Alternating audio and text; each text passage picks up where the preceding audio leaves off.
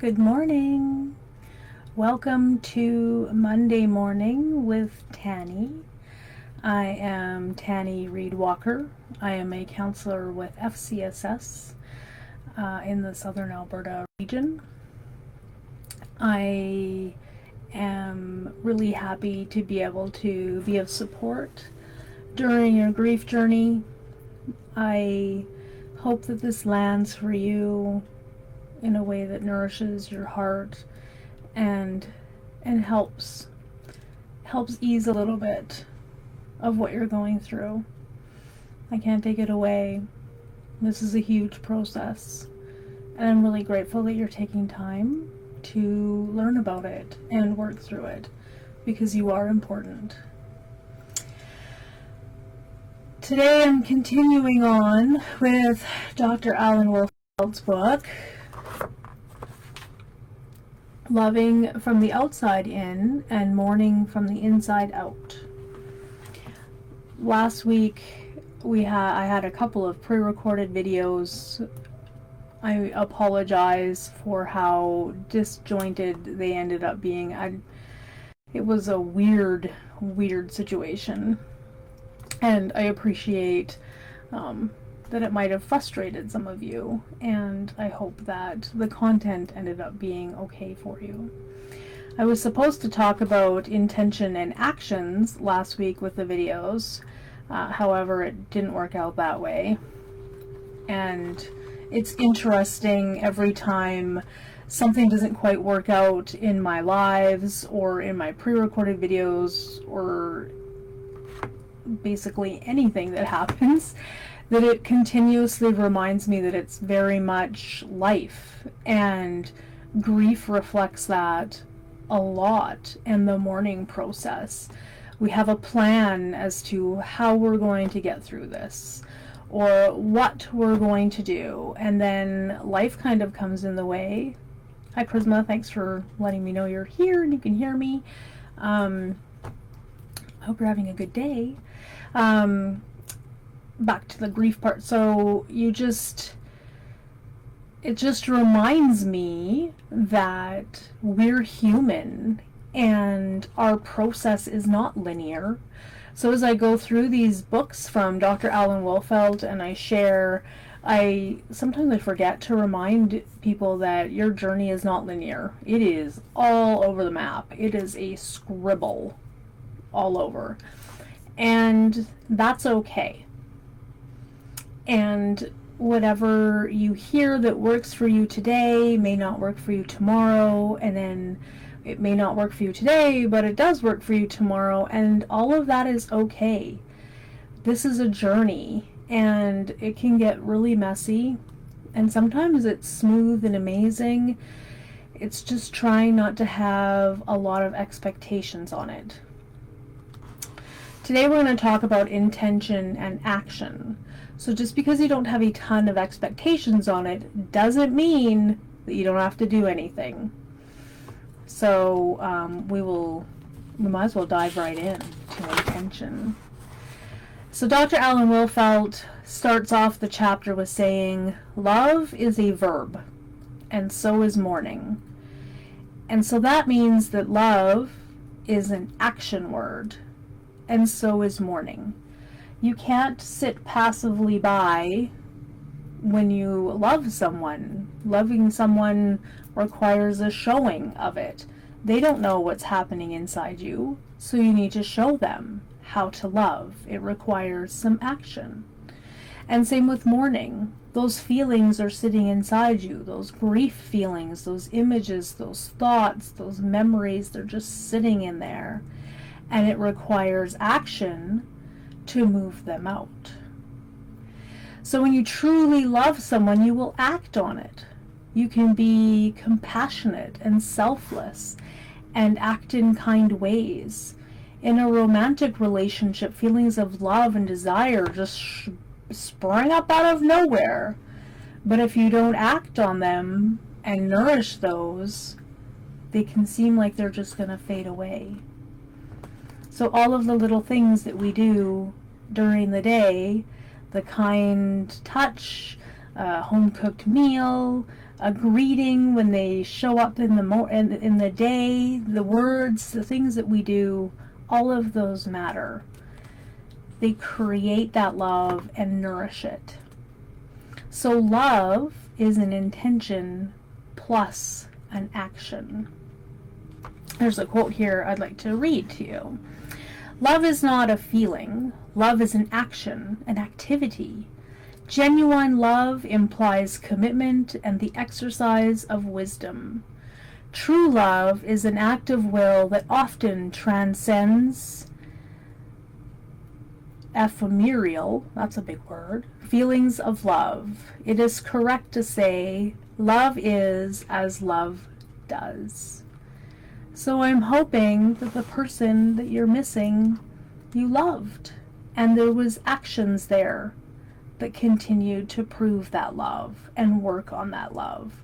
Because relationships take work. It is very, very, very hard to have a good relationship unless you've actively worked on loving. And now, your grief is also work. I'm sure you've felt it. And you're like, why is this so hard? Why do I have to work on this so hard? It's because you're working on translating all of your past into what's currently the present and moving it into the future. You're integrating that loss into your life. And that is massive. There is so much that you have to learn when it changes. What if that person was the person that always used the remote control? And you have no idea suddenly how to turn the TV on or how to watch your favorite shows. You're just like, I don't have that anymore. There's so many little things like that you have to learn and change, and it's really hard. Healing doesn't happen to you.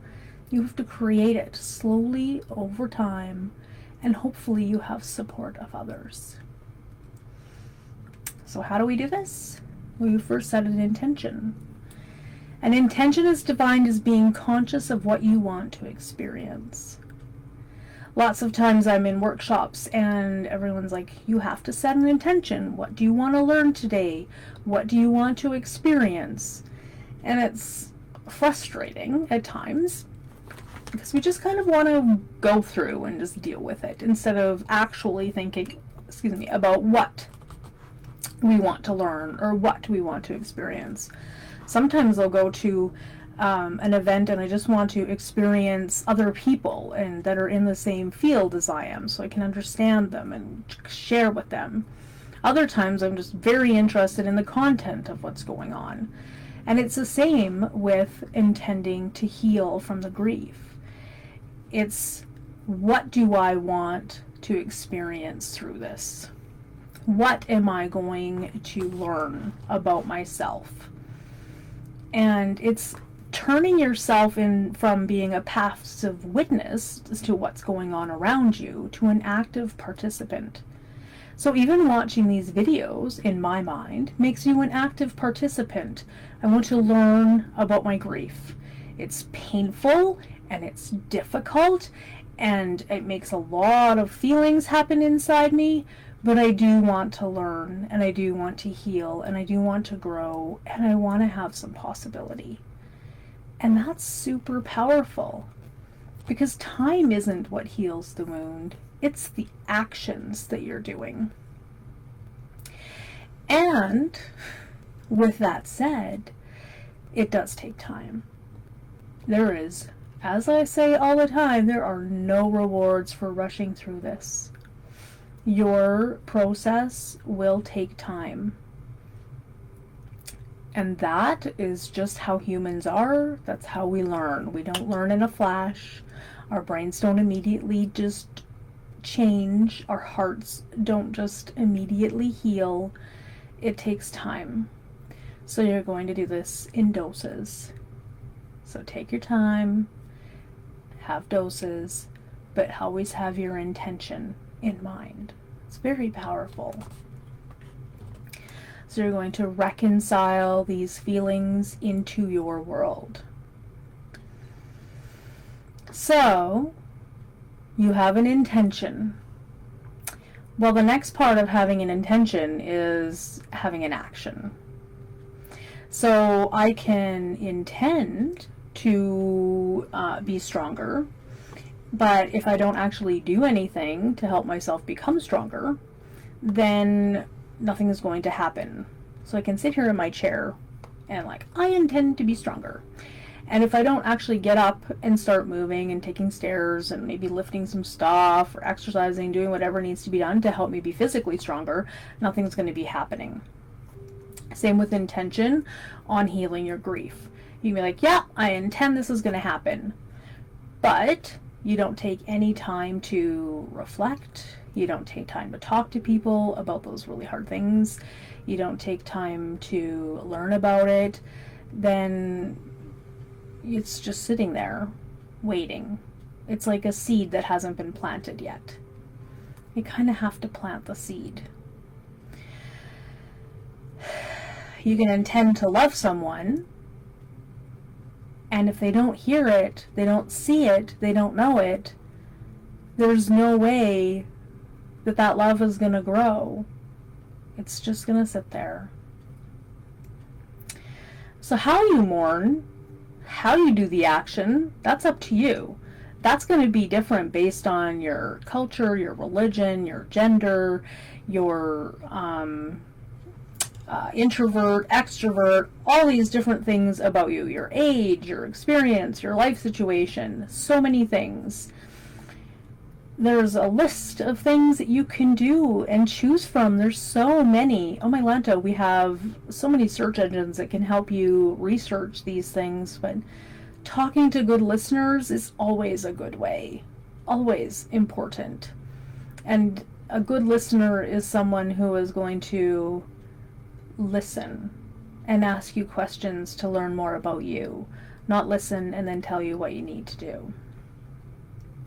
You can write in a journal. I just really love journaling. You can even make an art journal.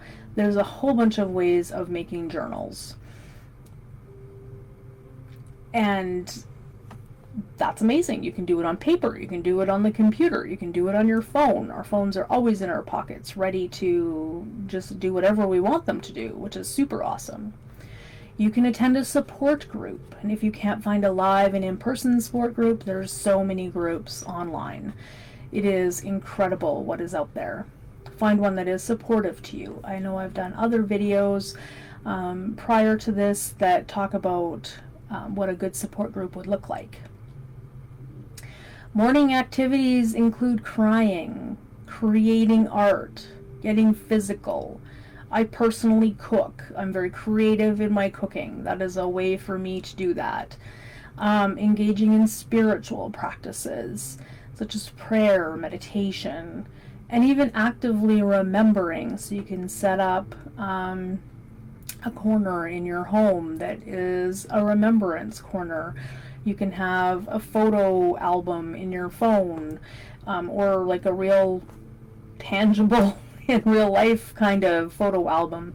There's a lot of ways of working on remembering.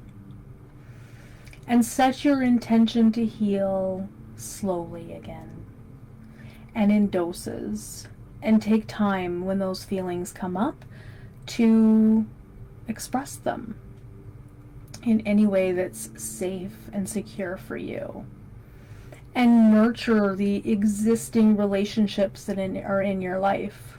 It can be very tempting to want to close up because you don't want to lose anyone again. You don't want to feel that pain. You don't want to experience that again. The problem is when you don't open yourself up, then you don't experience the feelings of love and connection. And that is why we're here. So nurture those meaningful relationships. Try to stay present as much as you can and connected with those. So intention plus action equals a life lived deeply and on purpose. Well, let's see if there's any comments here. I should scroll. Oh, not scrolling. Nope, nothing. Okay, so Here are some questions. This book is lovely. It gives you some journaling prompts or just some things to ponder, especially if you're up in the middle of the night. The middle of the night, it is peaceful and quiet, and maybe instead of lamenting about how you're not getting any sleep, you can actually take some time to do some of your morning work. It's quiet, and it's private, and you're awake anyway. So how about you work on that? Just a suggestion. I know people can beat themselves up a lot for not getting enough sleep when they're so actively in grief. Okay, so questions. Do you agree that love is a verb? Why or why not? How did your love relationship demonstrate the power of intention plus action? And maybe it didn't, depending on how the relationship ended. And how can that be changed? How can you integrate that into your future? In grief,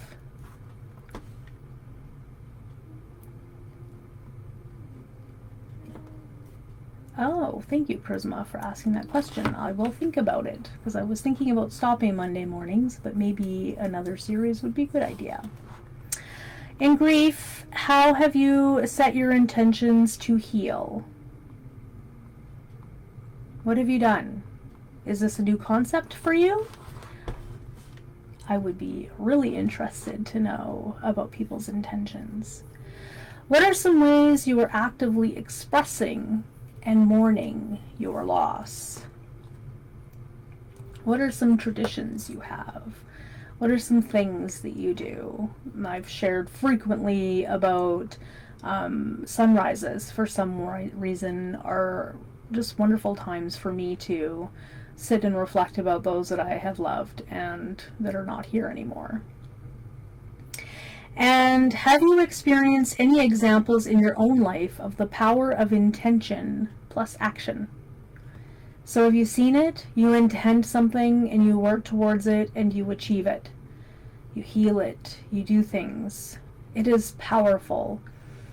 I suggest picking a small intention in the day, just a little one, and then putting action towards it, so you can work on being aware of intention plus action and gain some successes. It's a really wonderful way to do this. And so I should probably say that Prisma asked about a series on mourning and grief when someone is currently dying but is not dead yet. So that's anticipatory grief, and that's a good idea. I will definitely think about that. Thank you. All right, so let's move on to joy.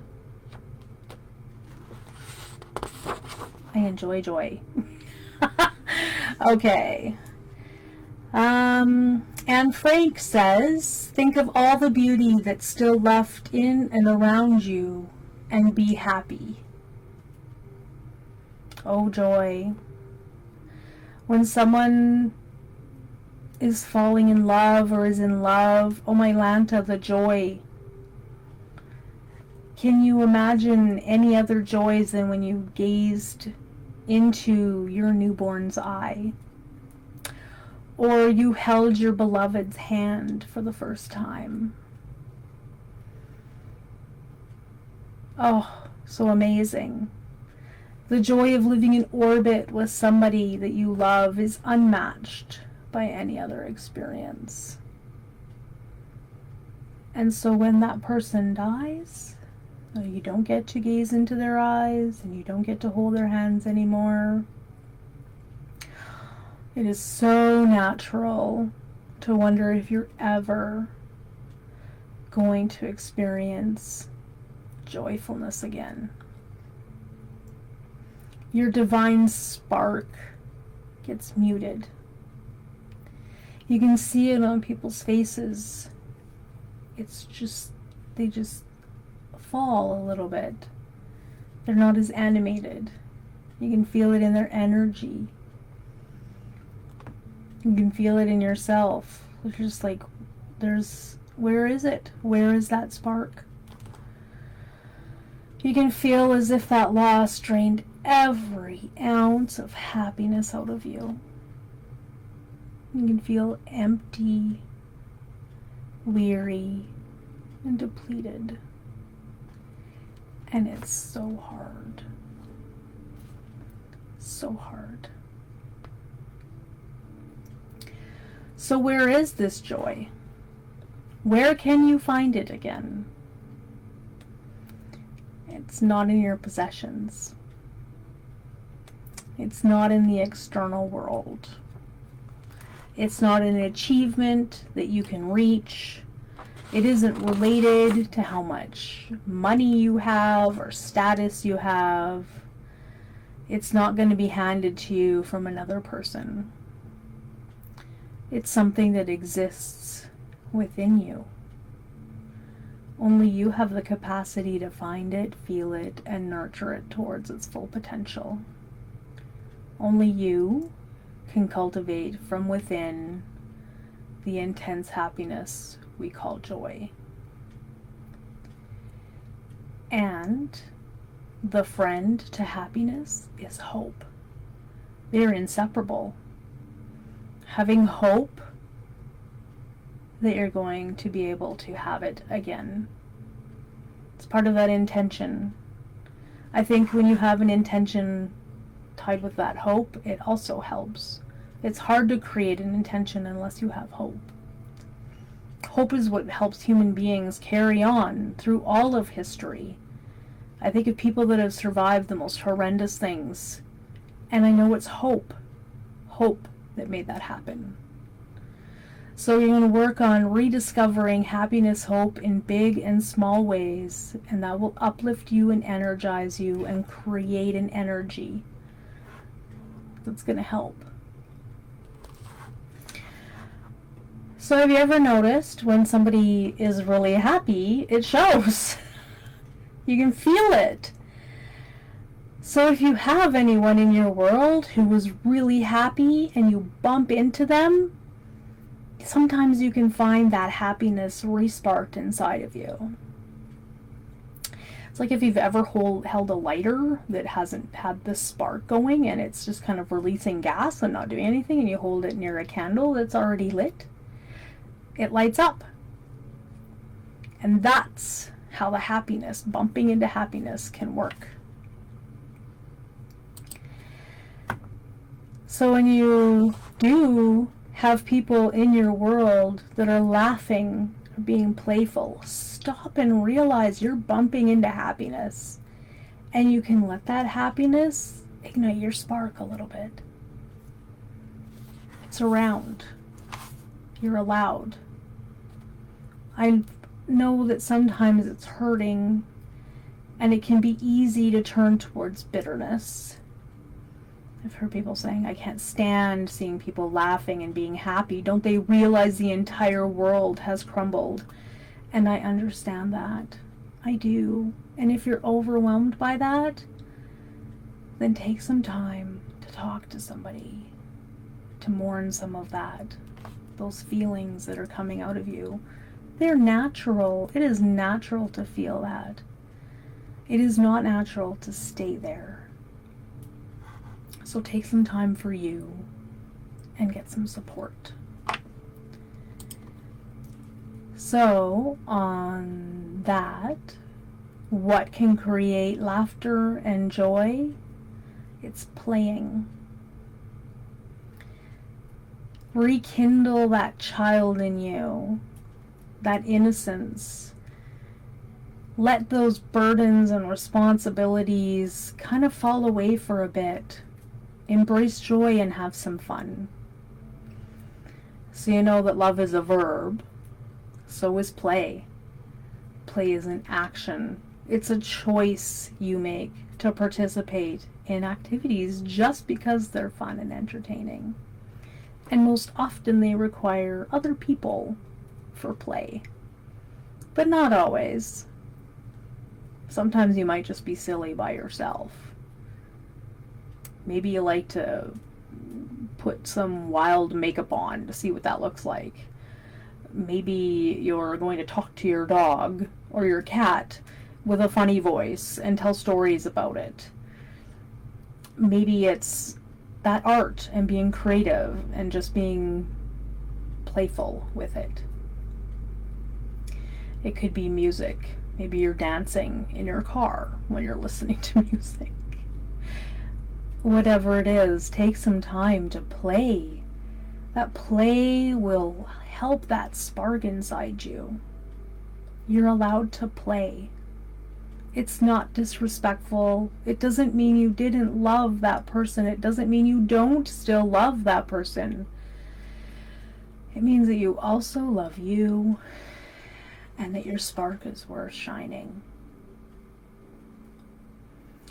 Another thing to help with joy is gratitude. Gratitude is something you feel when things are going well. And your time of grief is not that time. Things do not feel like they're going well. So searching around and intending to find the things in your life that you do appreciate can be really powerful.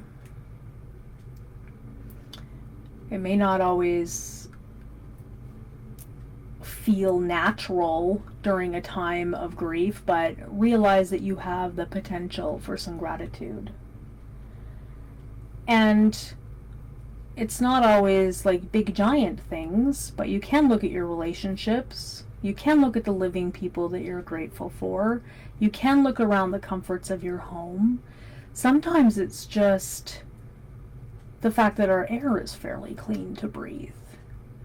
Thinking about all of the people that were involved in that clean water that you turned on in your tap, and trying to root yourself into some more basic things of gratitude. You're not denying that you hurt.